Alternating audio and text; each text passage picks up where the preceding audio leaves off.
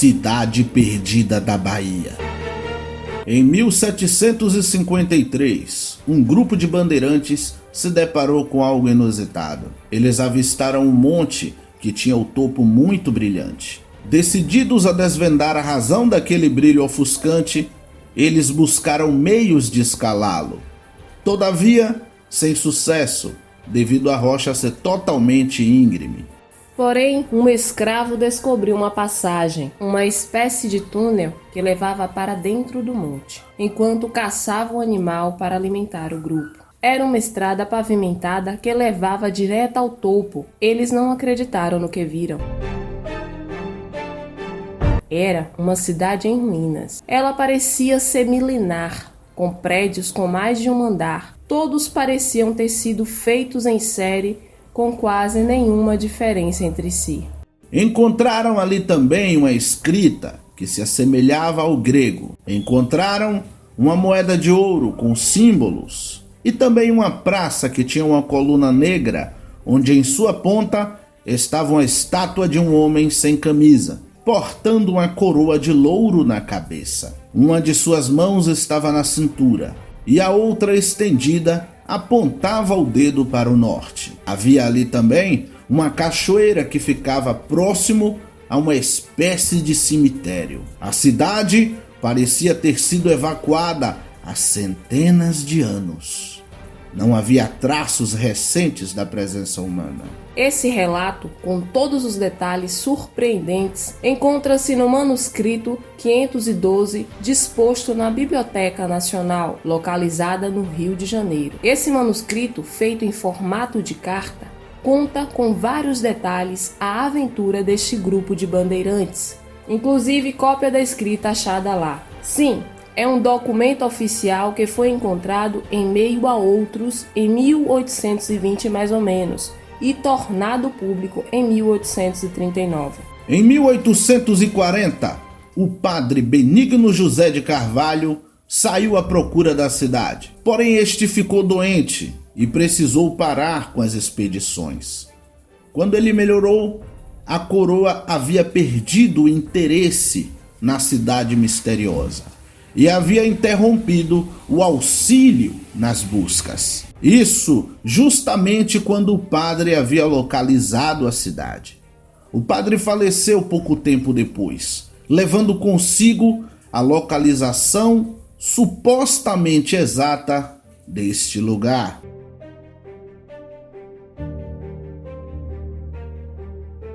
Vários pesquisadores saíram à procura da cidade perdida da Bahia.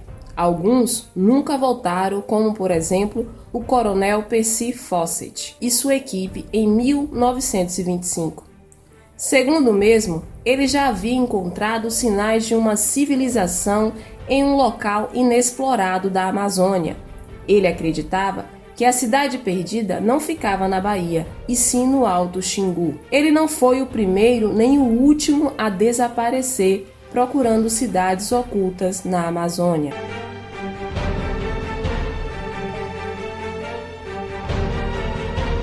Pirâmides da Amazônia. Na década de 70, o jornalista alemão Karl Brugger conheceu no Acre um suposto índio que falava alemão e lhes contou que existia uma cidade oculta na Amazônia com pirâmides e tecnologias futuristas. Desse encontro nasceu o livro Crônicas de Akakor, famoso livro que conta a história de uma cidade criada por seres extraterrestres e dada de presente para a tribo Uga Mongolala.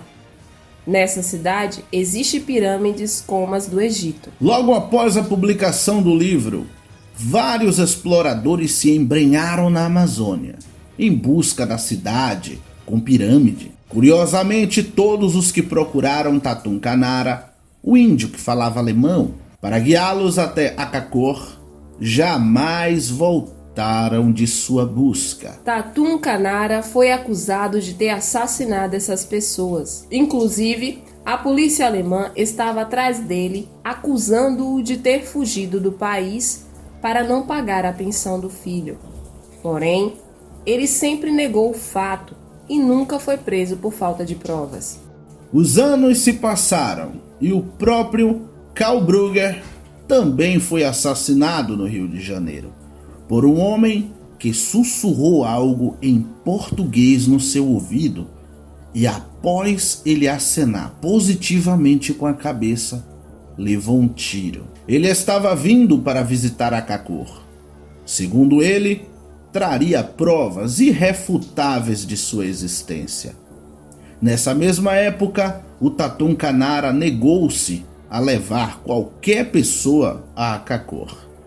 Segundo ele, sua vida estaria em risco e ele não poderia garantir a segurança de ninguém que o acompanhasse. O tempo passou e tudo caiu no esquecimento. Tudo havia caído no descaso, até que no século XX, satélites capturaram imagens surpreendentes de pirâmides cobertas de vegetação. Seriam elas provas da existência de uma civilização perdida? Muitos especialistas afirmam que elas são montes em forma piramidal e que não passa de uma ação da natureza. Segundo eles, a Amazônia é um terreno desabitado e de pouco proveito arqueológico. Não há mais nada a ser descoberto. Mas existem outros especialistas que discordam e sugerem a exploração do local de maneira consciente para ter certeza, já que existem pirâmides cobertas de vegetação na China e na Bósnia,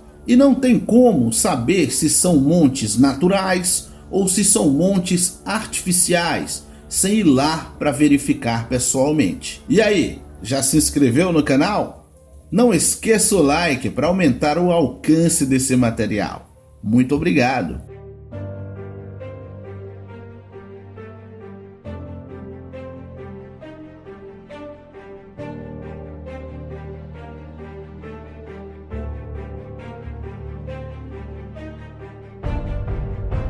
Geoglifos do Acre. Na década de 70, ao desmatar uma certa área na floresta amazônica para fazer o plantio, um fazendeiro ficou perplexo ao ver que havia grandes desenhos feitos no solo. Mas esses não eram quaisquer desenhos. Esses desenhos são chamados de geoglifos, e suas linhas mediam cerca de 4 metros de largura e 2 metros de profundidade. Estudiosos estão perplexos, pois continuam a descobrir mais dessas coisas Amazônia adentro.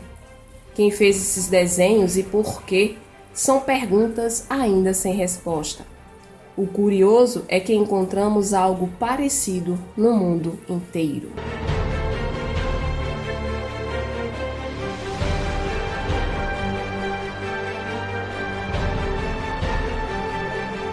E os livros de história mais uma vez terão de ser reescritos. Só existem duas opções lógicas.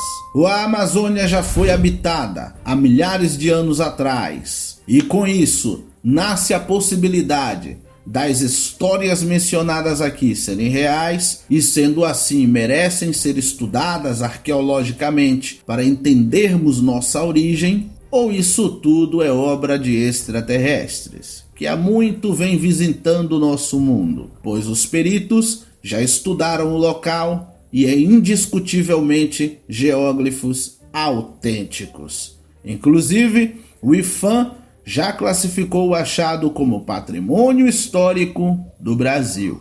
E você, o que pensa sobre isso tudo? Já tinha ouvido algo a respeito? Obrigado por assistir.